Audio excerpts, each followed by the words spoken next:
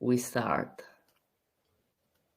We give the time to other people to wait. For the audience, I am recording, but will be recorded only, obviously, the layout, so we can post it on the website and everything. Voice and images. Exactly.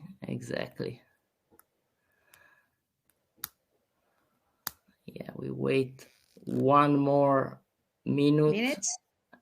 So we can start. In the meantime, we can say hello to everybody, to the people that are listening. Quite strange for me because I can see only my presentation. Feel free to interject in the chat to those who are listening. I will at some point stop for some in case you can read me the questions. Yeah, of course. Okay, so it's I think 9:04, so we will start. Just a brief introduction on Your True Italy. Your True Italy is the first digital travel advisory platform. And the idea, Silvia, if you can go to the next slide, is to connect the traveler directly to the local guide. The local guide knows everything. You will see with Silvia. So our idea is to put the traveler really in touch with the local guide. And the other idea is that the traveler gets the support they want. So if they want just a chat, they get just a chat. If they want itinerary planning, they do so. Otherwise, they can have turnkey packages. Next slide, and then I will stop with the intro and give the word to Silvia. So, of course, this is your webinar. Feel free to ask a question. If you like, I will post a link in the chat. You can leave a tip to Silvia. There was a typo here. And for the first 25 customers, if you go into our website and use Christmas 25 as a checkout, you can get 25% discount on our aperitivo and dolce vita packages. So that's also a good idea for Christmas presents. Having said that, I leave the word. I introduce Silvia. Silvia, she's a professional guide and art historian. So I leave the word to her to make us dream and travel to Venice for the next 40 minutes or so. So the stage is yours, Silvia. Thank you so much, Nico. Thank you so much, and hello, everybody. Nice to meet you, even if just for this webinar. I was born in Emilia, in Piacenza, not far from Milan, but I've been living here in Milan since about 2007, so it's now my city, even if my heart is almost a part between Milan and Venice, where I studied, of course, history of art. Now, I wanted to bring you, of course, to Venice, and it's quite difficult, has been quite difficult for me to sum up about 1,000 years of history. Probably you know that there are billions of pages, mountains of words talking and describing Venice. I've tried to sum up all this in a sort of different kind of itineraries and with an agenda following something that everybody has, so the 5 senses. The first thing, of course, that I want to underline is probably when you talk about Venice, you are thinking about palaces, hearts, masterpieces, and of course it's true. But Venice is something more. Venice is still a city, even if a small one. And it's very different. It's a unique spot in the world, not only for arts, but also for nature.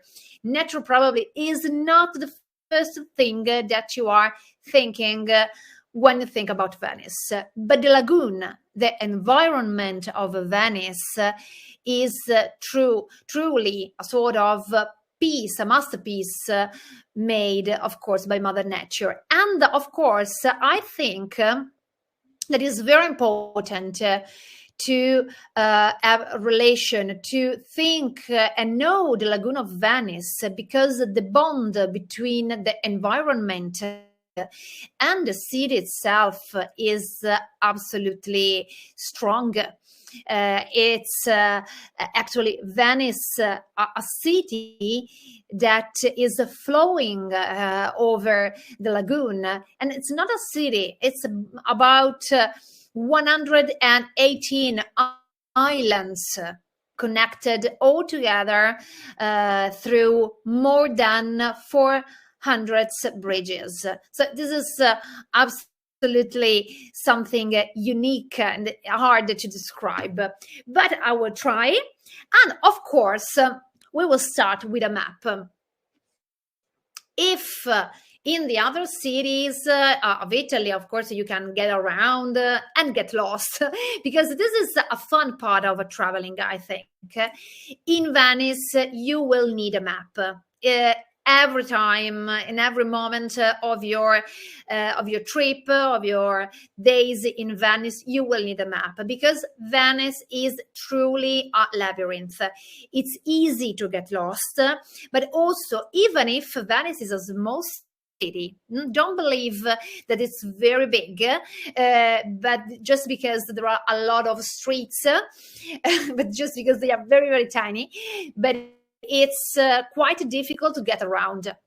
Venice is still nowadays divided into 6 districts that the Venetians called sestieri. I will tell you some of the most important words, Venetian words actually, because it's easier to just get to use the map also. In Venice, also the language is a little bit different from the other nouns and names that you can spot on Italian maps. For example, in Venice, you will say calle for street. What the noun that in any other city is via, in Venetian sounds calle, sounds similar to la calle in Spanish. But there is also campo, that instead means piazza.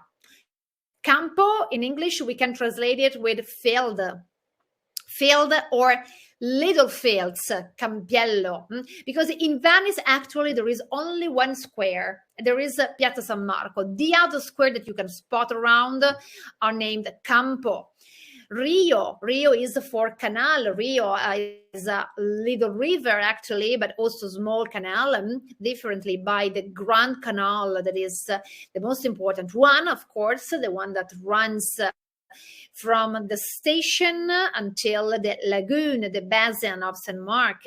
And there are other names, for example, other strange name that you can spot on the map is Salizzada.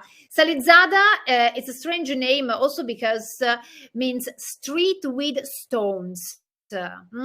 And it's a former canal that was during the century probably has been dried and later on used as a street.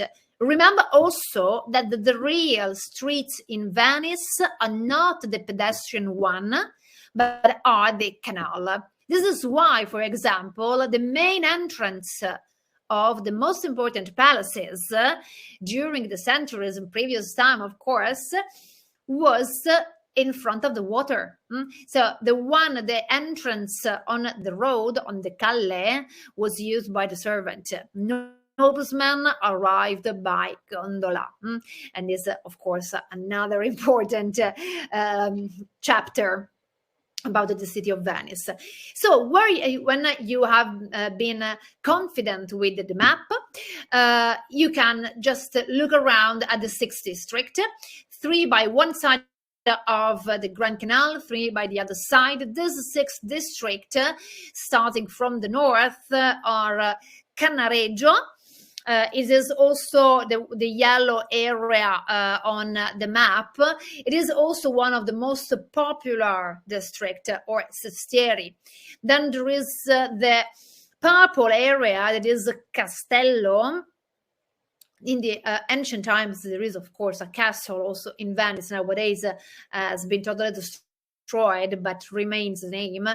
And the inner part, where there is the heart of Venice, is San Marco. This is 3 districts laid on the on one side of the Grand Canal. The other 3 instead are Santa Croce, San Polo, and Dorsoduro. I cannot translate actually in English the names of the sestieri.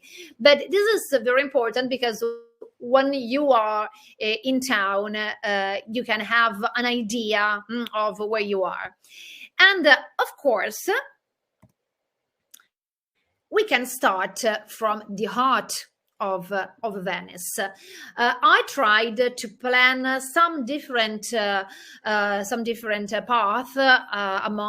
through the city, as I told you before, using the 5 senses. But we can say that every single path starts from St. Mark. St. Mark is the lower point in Venice, and you have 3 focus in this big square. As I told you, is the only square. If you ask a Venetian, where is the St. Mark, where is the square, they will bring you, of course, to St. Mark. 3 focus that are the bell tower, that you can spot in the peak, ancient one, but the one that you can see right now is quite new. It has been named El Paron de Ca. El Paron de Ca means the master of the house, and it is one of the symbol of the city. Has been totally destroyed in 1902 and has been rebuilt as it was where it was. So it was a huge work made by the Venetians. Of course, the other focus is St. Mark Church. St. Mark Church is a spectacular church for many reasons, because it is a very ancient one, has been built and rebuilt several times, actually, at least 3 times. But the original construction has been started in the 9th century. This church is easy to recognize also because the domes. The Byzantine style of the domes make this church quite unique. For many centuries, this has been not the Cathedral of Venice, but a simple private chapel. I know, it's quite strange to imagine that this is a private chapel, but it was the private chapel for the Doge. The real cathedral lay quite far from St. Mark's Square, just at the end of the islands of the district of Castello, and still is a very important church, San Pietro in Castello. Nowadays, St. Mark, of course, is one of the main spots, also because the amount of great mosaics, the museums that you can spot. So it's a normal church where there is Mass, Catholic Mass, of course, but when there are no functions, you can get inside and admire the about 4,000 square meters of golden mosaics. When I say golden, it means that every single piece of these mosaics have been made with a leaf of golden inside. This is why the light in St. Mark, when you get inside St. Mark Church, you feel as you are a little gem in your big jewel box. And of course, the other side are the procuratie. Procuratie is another very strange word that you cannot hear usually in Italian. Procuratie are the offices for the procurators, so officers of the Republic of Venice. When we talk about the history of art, in Venice, we are talking also about history. And the history of Venice is quite long. For more than 1,000 years, Venice has been an independent republic. Venetians still nowadays, we can say that are just very proud of their history. And for good reasons, of course, but it's easy to understand why they are very proud also of their independence. I mean, 1,000 years is a lot of times, more than 1,000 years, because we can say that Venice has been founded around the 6th century after Christ, and until Napoleon arrives, so in 1797, Venice has been an independent state, one of the most powerful in Europe. So procuratie, divided into two different areas, the new ones and the old ones, now have been transformed into museums. The photos that you are looking at has been taken from one part of this museum, the Correra Museum, that just is in front of Summer Square and gives you this amazing view. Even nowadays, of course, there are no apartments, no one lives in San Marco. They are all offices and museums, great ones. From this area that have been painted a lot of times from, I think, every single painter in Venice has to paint this view, we can start our different path. And I start with the site. When I talked about what you have to see in Venice, of course, I thought about art, but also talking about art, probably someone of you can believe that there are just old masterpieces. This is not really true, but let's start with the old masterpieces. I tried to avoid the most common destination, like, for example, of course, the Accademia of Venice is still nowadays one of the most important museums that we have in Italy. So, for example, I wanted to focus over 2 centuries that for Venice has been really important, and they are the 16th century and the 18th century.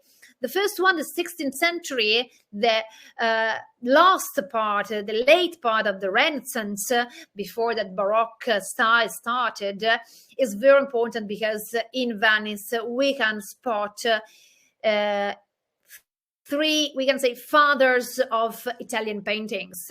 These 3 fathers are Titian, Tintoretto, and Veronese. 3 important figures of European paintings. And the other century, about the 18th century, is also important to Venice because in that time, Venice lose its power, its position in the area of Europe, but nonetheless remains an important destination, for example, for the Grand Tour. So I'm thinking about the old masterpieces that you can spot. I thought to a palace. A palace as Palazzo Grimani. Palazzo Grimani is a noble palace, of course, owned by the Grimani family, a very important and powerful one that gave a lot of doges. Doge is the main position, the most important personality, of course, in Venice until, as I told you before, the arrival of Napoleon. So the Grimani gave to Venice a lot of doge. And in this palace, that is nowadays became, of course, a museum, you can spot the great, amazing tribuna, this room that you can spot in the pic, and it was the reconstruction of the collection of one of the member of the family that is very fond of old sculpture, ancient sculpture, but also even nowadays Palazzo Grimani is still a place for contemporary exhibition. If we want to talk about churches, also remains in between the old times and between the 14th and 16th century, we can skip to instead the Madonna dell'Orto. Madonna dell'Orto is a key Gothic architecture in town, but is very famous because not far away from this church, there is the atelier, the studio of Tintoretto. I mention it because it's one of the most important painter in Venice. And also here in this church, you can spot his tomb, his tombstone, and some of his masterpieces. The all apse have been painted by Tintoretto. It's a very incredible sort of character that you can spot in Venice. And another very important palace, but also, of course, also this one transformed into a museum, is Carezzonico. Carezzonico is the perfect destination for who wants to just have a quick step in the past, because in the rooms along the path of Carezzonico, you just feel as a nobleman during the 18th century. It's a huge museum with some amazing paintings and the representation for Canaletto or Guardi, that is probably less known but important as Canaletto and Bellotto. And in all these paintings between Canaletto and Longhi, mostly, you can really have a sort of sight over the past. So it's another incredible one. These are only 3 spots, but of course Venice is fulfilled with great and amazing palaces. A lot of them, you can visit a lot of them, even if sometimes some of these palaces are still private. Sometimes have been transformed into hotels, and it's a great experience too. But of course, mostly have been now are museums. But Venice, for example, is also contemporary art. When we think about Venice, we think to the past of Venice, and instead we have to think to the present and the future of Venice. When we talk about contemporary art, we cannot skip some destination. The first one is, of course, Palazzo Grassi and the whole Pinault Foundation. François Pinault is a French entrepreneur, and he bought the entire Palazzo Grassi, but also another area of Venice, Punta della Dogana, transformed all this gorgeous area in exposition spaces for the most important painters that are still alive. For example, a very good one was about Basel last year, and the restoration has been made by Tadao Ando. You can understand how this big names have been important for Venice. Also because in Venice, every 2 years you can visit the Biennale. Biennale is the event with a capital letter for the contemporary art. But you have to know that the Biennale, of course, every 2 years for art, there is also nowadays a Biennale for architecture. So every year, there is something to do in Venice. Biennale lasts for about 6 months, and Biennale for art Biennale one year, Architecture Biennale for the other one, and so on. Also, there is the movie festival every year that calls for VIP from over the world. And Peggy Guggenheim Museum, another important spot, if you are a lover of the art of the 20th century, is another incredible spot made by this American lady, another unique character. Instead, another thing that I wanted to underline is the importance of music in town. Venice has also been called the city of music, and there are a lot of spots. One of my suggestions, for example, is when you are free to get around Venice, maybe with some music in your hair, because there is a sort of original soundtrack of the city. Of course, you can hear the water, just the sea around you, the lagoon, but also the bells. There are a lot of bell towers and bells just are in your hair for about every half an hour. But music, the Baroque music, has been an important field for Venice. In Venice, you can spot a lot of theaters. The most important one is, of course, La Fenice. La Fenice is still nowadays one of the most important opera houses in Europe. And also this one has been rebuilt a lot of times. Fenice actually is the name of a mythological bird that reborn from his ashes, and the theater of Venice has been destroyed twice a time by fire, but even nowadays you can stare and listen to concerts and operas in the boxes, and it's really an emotion. Another place important for music also is the Conservatorio Benedetto Marcello, another very important institution founded in 1867 in this amazing palace, another one, of course, of the noblemen that has been transformed in something else, the Pisani Palace. But even this one nowadays is still an important school music in Italy. And a great spot church used for concert because the sounds is great in this area is the Church of della Pietà, Chiesa della Pietà. This church is quite particular also for its history.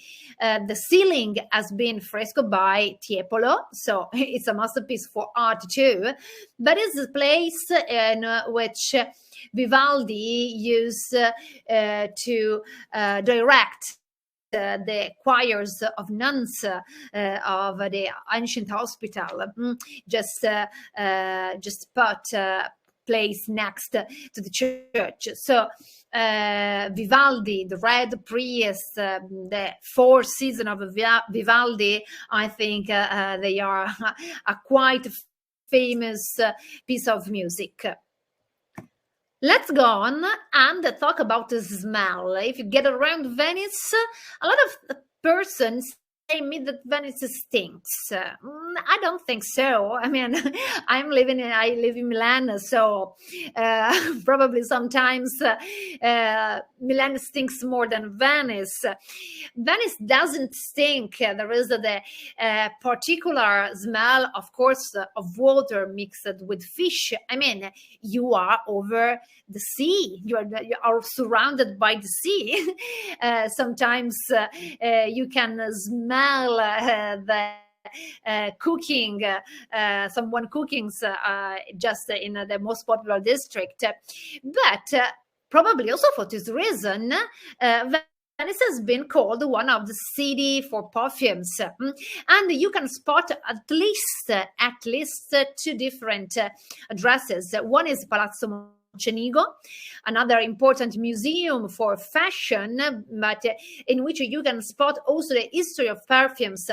Someone say that the perfume has been invented in Florence, someone in Paris, someone, of course, in Venice. And we know that from Venice arrived the most part of the species coming from the east. So we can say that Venice has been very important also for this.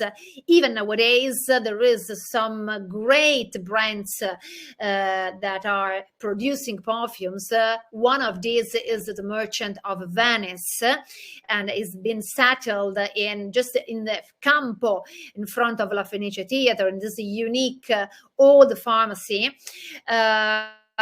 The Merchant of Venice is a quite unique brand also because it collects the bottles made with Murano glass to the high quality perfumes. Probably you have already heard about the Merchant of Venice. It's the same title of a piece of a play written by Shakespeare. Shakespeare settled his plays, at least 3 in Venice. And this is quite interesting because Venice has always been an international city. Even nowadays, and during the century, during the history of Venice, you can spot different nationalities, from the French to the German to the Turkish to Persians, Armenian, Greek, and nowadays you can spot different, of course, areas and districts. If you want, of course, to think about taste, because probably after I've traveled and visited all these museums, made a little bit of shopping, you will be hungry. In Venice, there is a long tradition for cooking, but when you are in Veneto region, Venice is the main city of Veneto region, you have to think about drinking. Drink is a sort of must in Veneto, because there are a lot of vineyards, not in Venice, but around, with a huge production, mostly of white wine, the Prosecco. You are not far from the Dolomites. So we arrived at taste, talking about spritz, cicchetti, and bacala. And the last thing that I wanted to share with you is about touch. Touch, as I told you, is something very easy. A product that is very common is, of course, Murano glass. I didn't want to talk about the common product, but I wanted to show other different things that you can touch. And with the touching is great is silk, for example. Silk started from the production of silk started during the Middle Age, is still an important part of the economy of Venice.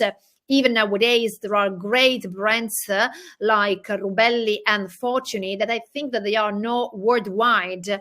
Rubelli is mostly a brand for home. Fortuny instead is a brand for, of course, dresses, but also furniture as well. And they have a absolutely stunning quality. The lace also is a very important production. The lace is made mostly in the area, in the island of Burano. Burano is one of the farther islands of the lagoon. And books. Books is another important production. The editorial industry in Venice has been one of the most iconic and important fields for the economy of Venice during the 16th, 17th century. Even nowadays is still important. And you can spot great libraries and bookstores. Most of them are also specialized in ancient books, but also the stationery that you can spot in Venice is absolutely quite unique.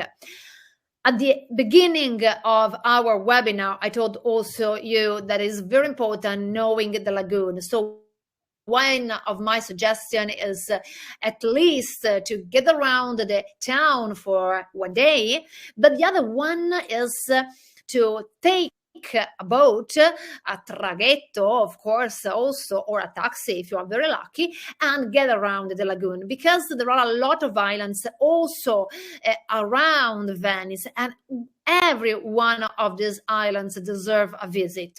I choose 3 of these islands because they are very also every one of these islands is absolutely particular. Torcello is the place in which people that loves nature can make long walks, but around an archaeological area, the Torcello Church, the Cathedral of Torcello. This we cannot say that is an hamlet or a village because only 11 persons now are living in this remote island. But just to have a clue of the importance of Torcello, not only the archaeological area, but there is also a very important restaurant, the Locanda Cipriani. It was has been one of the most favorite addresses by Ernest Hemingway when he stayed in Venice. And the other one instead is quite spectacular for different reason. San Michele in Isola. San Michele is a cemetery island, is actually the cemetery of Venice. So also the last journey of the Venetians has been always made by boat. And this spectacular cemetery where the church has been designed by Mauro Codussi, one of the most important architects of the town during the 15th century, you can spot a lot of personalities. For example, artists, poets, noblemen that wanted to rest in peace, but in a great with a great environment around them. And as I told you, also the San Lazzaro degli Armeni is the representation, even nowadays, about the one of the community that for centuries has been important for Venice, the Armenian. San Lazzaro is actually a monastery island, totally occupied by the monastery, the mother house of the Mekhitarist order, and still conserve an incredible library and great objects and books of course, the Armenian culture. So, as I told you before, has been really hard for me to sum up all this information and the amount of information that I wanted to share with you. I stop right now, and if you want to ask me something, curiosity or anything else, I'm here just to answer you. Thank you so much, Silvia. Great. I think also for me, living in Bologna, I've been to Venice a few times, but I learned quite some interesting things. One question is, when visiting, do you recommend staying in Venice itself?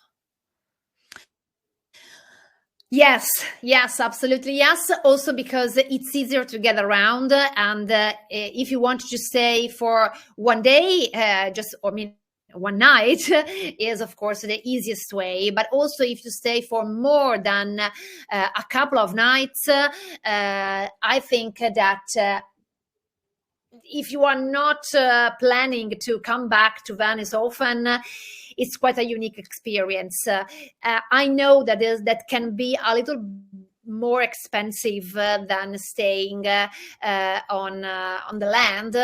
But Venice is a sort of a dream right now, and I think that this is absolutely a way to stay in a town. Also because a lot of people get away from Venice about after sunset, and during the night Venice is great. There are no crowds. You can get around St. Mark's Square almost alone. No, I think that it deserves to stay in Venice. Great, thank you. I have a question actually from my side when it comes to books. So you say there are many bookshops and bookstores. Anyone you can recommend? a lot. I just mentioned one because it's probably something that once you can enter in this bookshop, you are shocked. And it is the Libreria Acqua Alta, so the bookstore, high water bookstore, and it's quite a unique shop because has been made, rather, in the shop you can find a real gondola fulfilled with books. Also, you can find in this bookstore some unique pieces. Sometimes the books are used, but they are first editions, and sometimes you can find them for really few euros. So it's an address that you cannot miss. Absolutely. Okay. Other question is when it comes to places to eat or cafes that are local. So you went there for university. Where did you go? Okay. Eat and drink. Okay. So Baccaro is a key word in Venetians. Students, young people, but also tourists. My suggestion is, for example, for lunch, to just skip a proper meal and start from one of these baccari. They are all around Venice. Most of the time, you can also take your drink in plastic glass nowadays, because of course glass actually is forbidden to get around the shops, but and just stay a little bit in the area with your cicchetti or just drinking. Cafe also is very important for Venice too. And in Venice, for example, there is the most ancient cafe in Italy, or better, one of the most ancient cafe in Europe. So also the tradition for cafe is great. Is the Florian Cafe in St. Mark's Square. But first thing, when you are getting around, mostly in summer, so you are hot and thirsty, get to a Baccaro and have a spritz. Great. Thank you so much. Any other questions? So we will on our website we also posted a sample tour. Silvia designed a sample tour of Venice, so you can look in the section of tours in our website, and that can give you some inspirations of places to see. Some places were covered by these webinars, some places were not, but just to find some ideas and inspiration. And we will be posting more and more material, so if you have also specific questions, feel free also to contact me through the website and we will address. Okay, thank you all. Sorry about the technical inconvenience. And then, of course, I mean, very sorry also. Me too. We are growing, so if you could share the about your True Italy on your social channel and just spread the word. And there will be the last webinar of the year tomorrow, same time, so 9 p.m. CET, about Emilia-Romagna food and wine. So if you liked it, please help us spread the word about this new concept of digital Italian travel advisory platform powered by